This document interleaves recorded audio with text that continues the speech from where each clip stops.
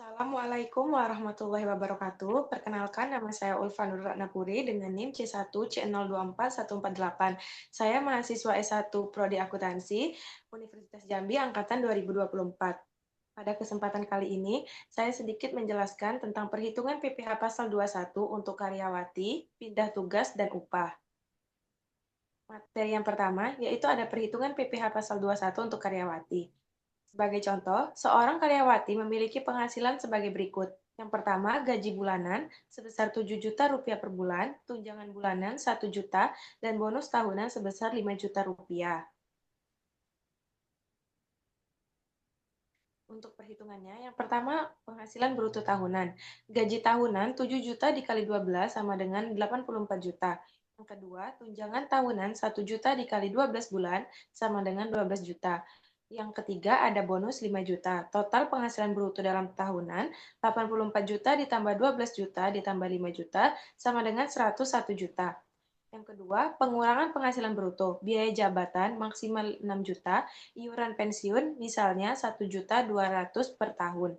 PTKP penghasilan tidak kena pajak 54 juta untuk status lajang. Total pengurangan 6 juta ditambah 1.200.000 ditambah 54 juta sama dengan 61.200.000.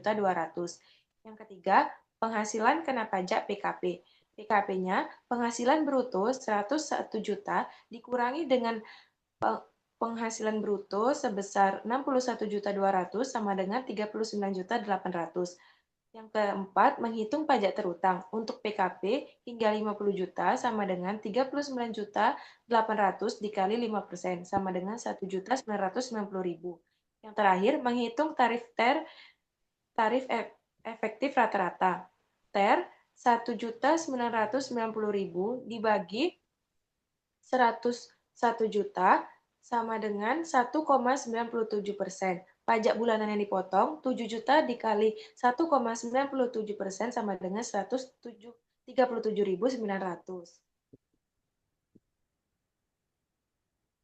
Yang kedua, ada perhitungan PPh pasal 21 terhadap karyawan pindah tugas. Nah, untuk PPh pasal 21 karyawan pindah tugas itu dilakukan dengan dua perhitungan. Yang pertama, perhitungan dari perusahaan lama. Nah, langkah-langkahnya, yang pertama, jumlahkan seluruh penghasilan kotor karyawan dari awal tahun pajak hingga bulan terakhir ia bekerja di perusahaan tersebut. Yang kedua, tentukan jumlah pengurangan yang diperbolehkan seperti biaya jabatan dan iuran pensiun. Yang ketiga, kurangkan total pengurangan dari penghasilan kotor untuk mendapatkan penghasilan bersih. Yang keempat, hitung penghasilan kena pajak (PKP) dengan mengurangi penghasilan bersih dengan penghasilan tidak kena pajak (PTKP). Yang keenam, hitung PPh pasal 21 yang harus dibayar menggunakan tarif progresif sesuai dengan pasal 17 Undang-Undang Pajak Penghasilan. Yang terakhir, menyiapkan formulir 1721A1 sebagai bukti pemotongan pajak selama karyawan bekerja di perusahaan tersebut.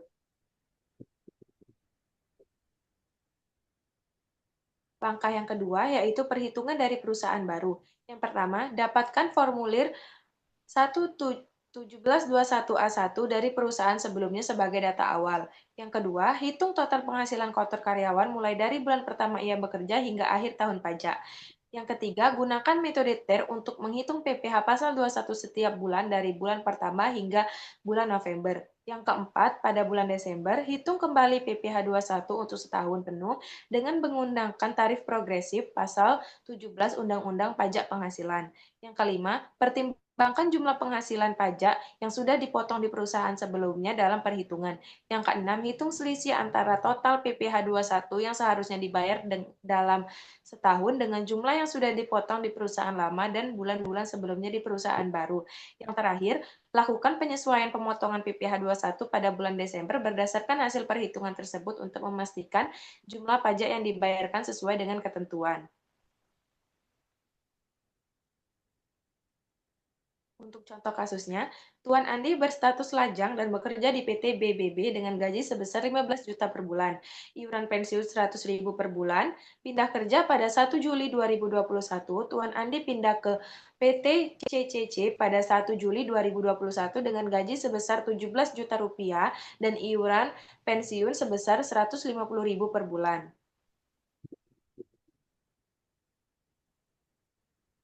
Perhitungannya, Yang pertama di perusahaan lama Januari sampai Juni 2021. Penghasilan bruto Januari sampai Juni adalah 15 dikali 6 bulan sama dengan 90 juta. Kategori A untuk tidak kawin dengan tanggungan 0 dengan penghasilan bruto 15 juta per bulan dikenakan tarif 6%. PPh pasal 21 per bulan 6% dikali 15 juta sama dengan 900.000. Total PPh Januari sampai Mei 900.000 dikali 5 bulan sama dengan 4,5 juta rupiah. Perhitungan PPh pasal 21 bulan terakhir Juni menggunakan tarif PP pasal 17 Undang-Undang Pajak Penghasilan. Penghasilan bruto 90 juta dikurangi dengan biaya jabatan 500.000 dikali 6 bulan sama dengan 3 juta, dikurangi dengan iuran pensiun 100 dikali 6 bulan sama dengan 600.000, dan penghasilan itu 900 juta dikurang 3 juta dikurang 600.000 sebesar 86.400 juta rupiah.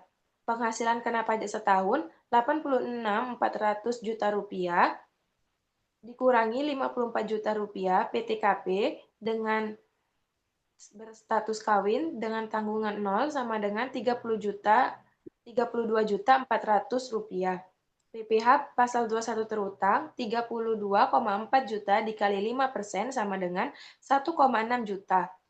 Selisih PPh pasal 21, PPh 21 yang dipotong 4,5 juta, PPh pasal 21 terutang sebesar 1,62 juta, kelebihan pemotongan 4,5 juta dikurang dengan 1,62 juta sama dengan 2.880.000. Perusahaan lama atau PT BBB harus mengembalikan kelebihan potongan sebesar 2.880.000 kepada Tuan Andi. Nah, perhitungan di perusahaan baru, yang pertama PPh 21 periode Juli sampai November 2021. Berdasarkan tabel kategori A untuk berstatus tidak kawin dan tanggungan 0, penghasilan bruto 17 juta per bulan dikenakan tarif 7%. PPh pasal 21 per bulan, 7% dikali 17 juta sama dengan 1,190 juta.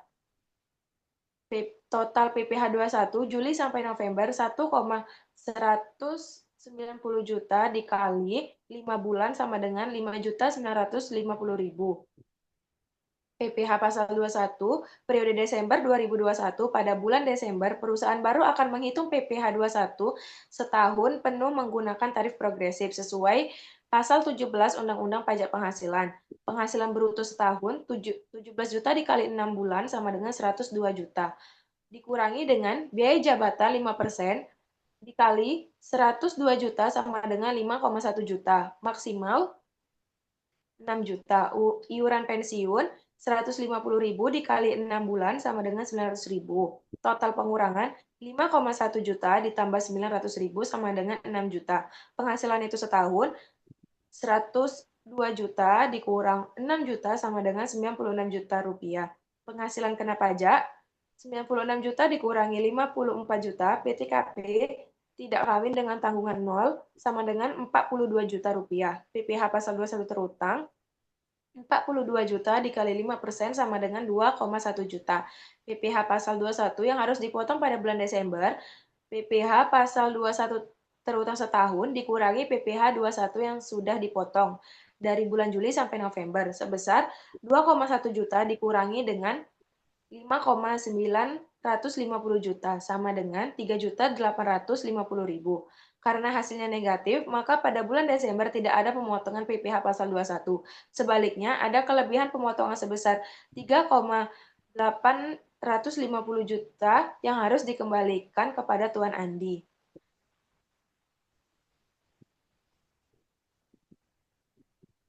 Contoh PPh pasal 21 terhadap upah. Contoh kasusnya, seorang karyawan memiliki penghasilan bruto bulanan sebesar 15 juta dan memiliki iuran pensiun sebesar 250.000 per bulan. Karyawan ini memiliki status pernikahan tanpa adanya tanggungan sehingga PTKP yang berlaku adalah 54 juta per tahun. Langkah yang pertama menghitung PKP.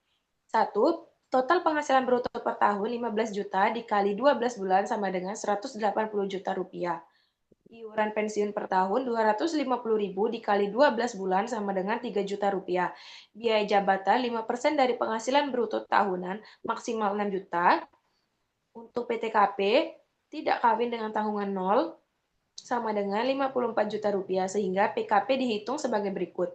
PKP sama dengan 180 juta dikurangi dengan 6 juta lalu ditambah dengan 3 juta dan dikurangi dengan 50 ditambah dengan 54 juta rupiah sama dengan 117 juta rupiah. Langkah yang kedua, menghitung PPh pasal 21 dengan tarif progresif. PKP hingga 50 juta dikenakan tarif 5%. 50 juta dikali 5% sama dengan 2 juta 500. PKP 50 juta sampai 117 juta sama dengan 67 juta. Dikenakan tarif 15%. 67 juta dikali 15% sama dengan 10 juta 50 ribu. Total pajak yang harus dibayar adalah 2 juta 500 ditambah 10 juta 50 ribu sama dengan 12 juta 550. Langkah yang ketiga, menghitung tarif efektif rata-rata atau tarif ter. Ter 12 juta 550 ribu sama dengan 117 juta dikali 100% sama dengan 10,73%.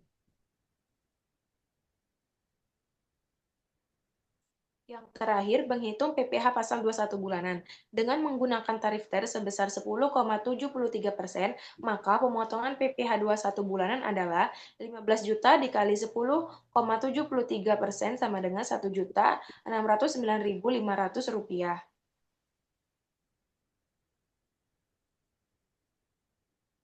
Baiklah, sekian dulu materi yang bisa saya sampaikan. Maaf jika ada penyampaian yang kurang berkenan, dan maaf bila masih banyak kekurangan dalam penyampaian materi. Sampai bertemu di video pembelajaran selanjutnya. Saya ucapkan wassalamualaikum warahmatullahi wabarakatuh.